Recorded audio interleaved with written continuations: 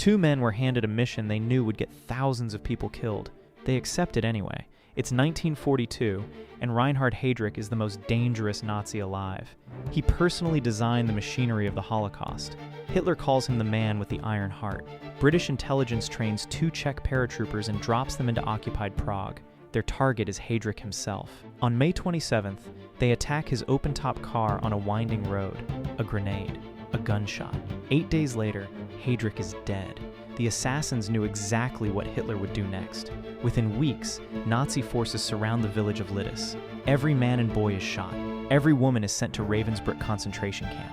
88 children are loaded into sealed trucks and killed with carbon monoxide. The 2 paratroopers are cornered inside a Prague church basement.